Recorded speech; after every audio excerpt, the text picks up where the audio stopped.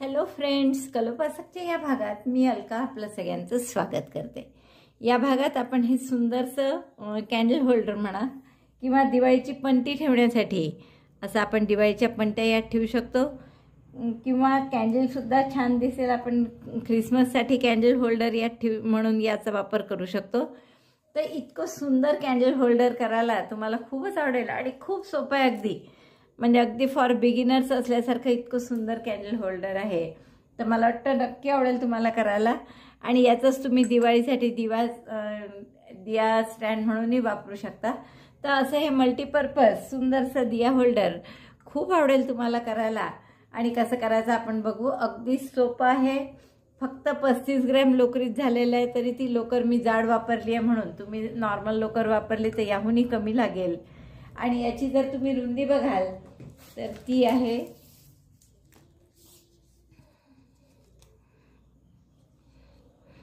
8 inch रुंदी आहे। तर असं 8 इंच रुंद आणि खूप सुंदरसं असं हे कमळासारखे आकारचं डिझाईन असलेलं इतकं सुंदर कॅन्डल स्टँड किंवा दिया होल्डर मला वाटतं खूपच आवडेल तुम्हाला करायला। आपण असे पुष्कळ बनवले आहेत दिया होल्डर, कॅन्डल स्टँड 2-4 कमळाचा ॲक्च्युअल बनवला आहे, पण ते कठीण आहे थोडं बनवायला म्हणून त्याच सारखं धर्तीवर, पण हे अतिशय सोपं असं आपण मुद्दामून बनवलं आहे। चला तर मग ख्रिसमसच्या कारणाने आणि आपल्या दिवाळीत उपयोगी पडेल असं सुंदरसं आपण कॅन्डल होल्डर किंवा दिया स्टँड बनवूया। आपण जी ही कॅन्डल स्टँड करणार आहे त्यासाठी ही लोकर घेतली आहे मी, वर्धमानची मॅग्नस लोकर आहे। थोडी जाड आहे आणि सॉफ्ट आहे, पण जवळपास 8 प्लाय सारखीच जाड लोकर आहे ही। त्यामुळे याने जेवढा आकार माझा मोठा होईल समजा, तर तुम्ही जर साध्या वर्धमान 4 प्लाय मिलेनियमने वगैरे केलं तर त्याहून थोडी लहान होईल कॅन्डल होल्डर। साईजमध्ये फक्त फरक पडतो, बाकी काही फरक नाही। सुई आपण 3.5 घेतलेली आहे। मॅजिक लूपमध्ये आपण सुरुवात करणार आहे 16 डबल क्रोशे करून। तर पहिला अर्थातच 3 चेनचा डबल क्रोशे 1 2 3, दोऱ्याचा वेढा घेऊन आत घातलं, दोऱ्याचा वेढा घेऊन बाहेर काढलं, 3 टाके सुईवर। तर दोऱ्याचा वेढा घेऊन 2 टाक्यातून काढायचं, दोऱ्याचा वेढा घेऊन आणखीन 2 टाक्यातून। तर असे 15 डबल क्रोशे करून घ्या। पहिला 3 चेनचा म्हणजे 16 डबल क्रोशे होतील, 14 डबल क्रोशे आणि पहिला 3 चेनचा असे 15 झालेत आपले। दोऱ्याचा वेढा घेऊन मॅजिक लूप बंद करा आणि पहिल्या डबल क्रोशेशी स्लिप स्टिचनी जोडून राऊंड पूर्ण करा। तर 1 2 3 तिसऱ्या चेनशी आपण स्लिप स्टिचनी याला जोडून घेऊ। तर हा आपला पहिला राऊंड पूर्ण झाला। दुसऱ्या राऊंडला आपण काय करू की प्रत्येक टाक्यात 2-2 डबल क्रोशे करणार। तर परत पहिला डबल क्रोशे 3 चेनचा अर्थातच, आणि याच टाक्यात 1 double crochet, double crochet 2 in each stitch. पुढच्या टाक्यात परत double crochet in next stitch, second double crochet in the same stitch. त्याच टाक्यात हा दुसरा डबल क्रोशे। असं 16 वेळा करा, 16 वेळा आहेत, 16 टाके आहेत आपले, कारण म्हणजे हा राऊंड झाला की आपले टाके असतील 32। तर 2-2 डबल क्रोशे प्रत्येक टाक्यात। दुसरा राऊंड पूर्ण झाला आपला। 30 टाके आहेत हे, 32 टाके आहेत हे, आणि स्लिप स्टिचने आपण तिसऱ्या चेनशी जोडून घेतला याला। 32 टाके आहेत आता हे। आता पुढच्या राऊंडला आपण काय करणार आहे की एका टाक्यात 1 डबल क्रोशे, पुढच्या टाक्यात 2 डबल क्रोशे। पण आता हे डबल क्रोशे करताना आपण पूर्ण टाक्यात न करता फक्त बॅक लूपमध्ये करणार आहे। तर हा झाला पहिला डबल क्रोशे 3 चेनचा, दुसरे 2 डबल क्रोशे आता पुढच्या टाक्यात, पण ते बॅक लूपमध्ये, म्हणजे हा जो टाका आहे त्याच्या मागच्या भागात इथे। तर असं बॅक लूपमध्ये आपण 2 डबल क्रोशे या टाक्यात करू। Double crochet 1 in 1 stitch, double crochet 2 in next. The whole round is taken made in back loop. पुन्हा 1 डबल क्रोशे, पुढच्या टाक्यात 2। पहा स्पष्ट दिसतो हा व्ही टाक्याचा, त्यातल्या मागच्या भागात फक्त आपण सुई घालत आहे, म्हणजे बॅक लूपमध्ये एका टाक्यात 1 डबल क्रोशे, पुढच्या टाक्यात 2 डबल क्रोशे। तर असा हा राऊंड पूर्ण करा। अशी पुढे एक लाईन तशीच राहील ज्याच्यावर आपण काहीच केलं नाही आहे ती, आणि टाके होतील आपले 48। हा राऊंड पूर्ण झाला आपले। 48 टाके आहेत हे। पहिल्या डबल क्रोशेशी म्हणजे या तिसऱ्या चेनशी आपण स्लिप स्टिचने जोडून घेऊ। हा राऊंड झाल्यावर आपले हे टाके 48 आहे, आणि हा राऊंड आपण बॅक लूपने केल्यामुळे हे फ्रंट लूपचे सगळे टाके मोकळे आहेत। तर यात आपण कॅन्डल बसण्यासाठी जे करतो ते या मोकळ्या टाक्यांमध्ये करणार आहे. आता पुढचा राऊंड कसा करायचा पहा. 6 टाक्यांमध्ये एक एक डबल क्रोशे करा. 1 2 3 4 5 double crochet 1 in 5 stitches, chain 6 1 2 3 4 5 6 double crochet 1 in 6 stitches. पाहता 6 डबल क्रोशे केले आपण. 3 आणि 3 6 चेन आणि परत पुढच्या टाक्यापासून 6 डबल क्रोशे. एकूण 48 टाके आहेत आपले.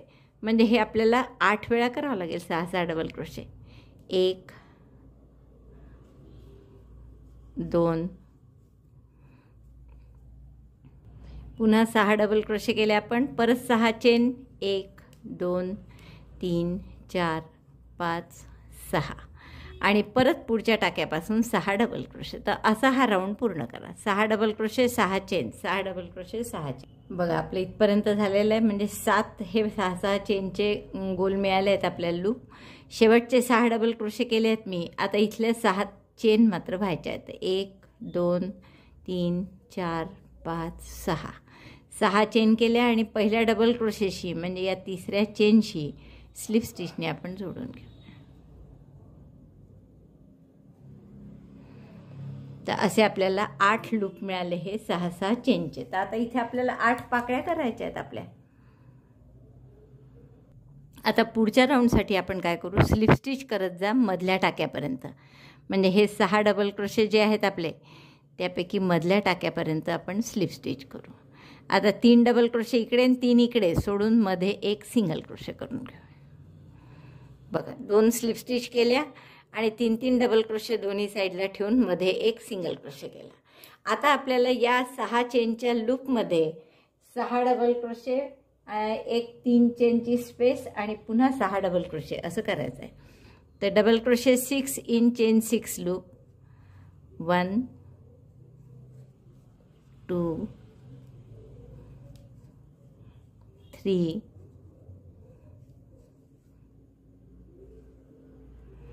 4 5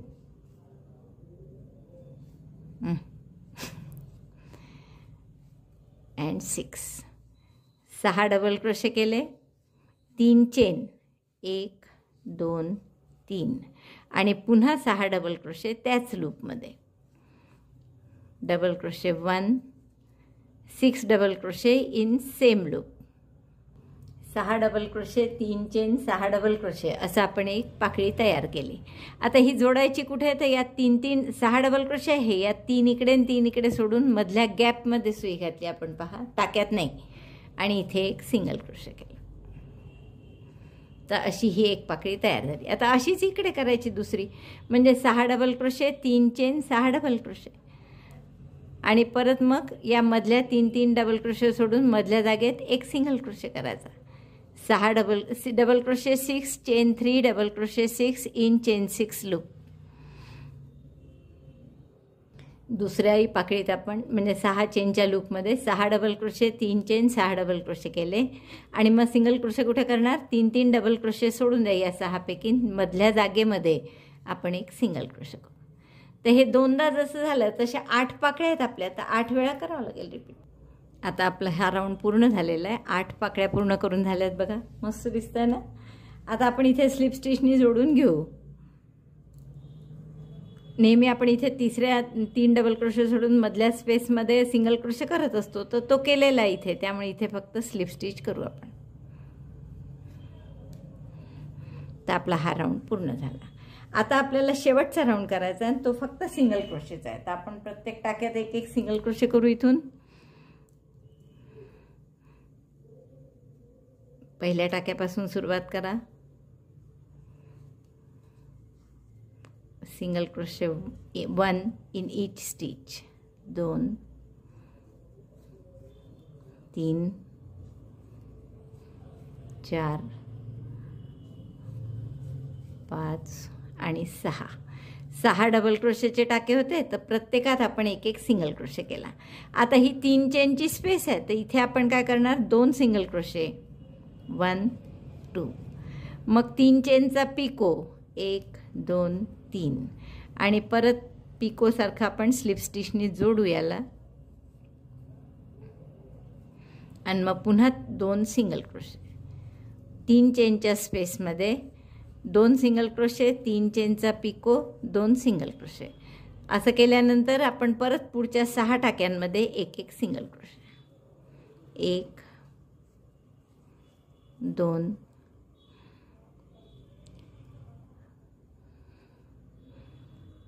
3 चेनचा करावा. बरं, आपल्याला तिथे मोतीच लावायचे आहे म्हणा शेवटी. 3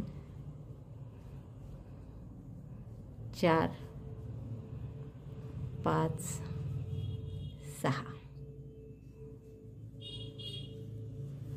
6 सिंगल क्रोशे झाले की परत इकडच्या ह्याच्यात 6 सिंगल क्रोशे.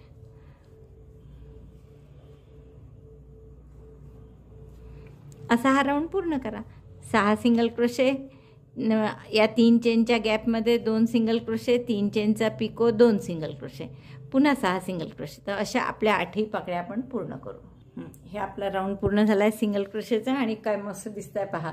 नुसतं साधं हे आसन म्हणून जरी केलं तरी खूप सुंदर दिसतं. तर तुम्ही एवढं आपल्या चैत्रगौरीला वगैरे आसन तुम्ही एवढं म्हणून आसन म्हणून एवढंसुद्धा करू शकता. आपण आता शेवटच्या सिंगल क्रोशे झाल्यावर पुढच्या याच्यात सिंगल क्रोशे करतो, तर तो केलेला आहे. तिथेच आपण स्लिप स्टिचनी याला जोडून घेऊ. हा दोरा कापून घेऊ आणि दोरा हाईड करून घेऊ. आता आपण हे मधलं करणार आहे, कारण आपलं हे कॅन्डल स्टँड आहे. तुम्ही एवढीच डॉयली करणार असाल तर याला तुम्ही मोती लावून किंवा रिबन, जरीची कॉर्ड वगैरे यातून घालून असं सुंदर डेकोरेशन त्याचं करू शकता. आता आपण कॅन्डल स्टँड करत असल्यामुळे आपण याला काय करू, हे जे उरलेले टाके आहेत, जसं मी तुम्हाला सांगितलं होतं आधी की या टाक्यावर आपण विणणार आहे आता, तर या टाक्यात आपण एक दोरा आपला जोडून घेऊ. आणि आता हे कॅन्डल स्टँडचा वरचा जो भाग करायचा आहे, आता हा दोरा आपण आतसुद्धा पाठीमागच्या साईडला घेऊन घेऊ. इथे एक चेन करा आणि एक सिंगल क्रोशे. हा आपण पूर्ण सिंगल क्रोशेनी करणार आहे.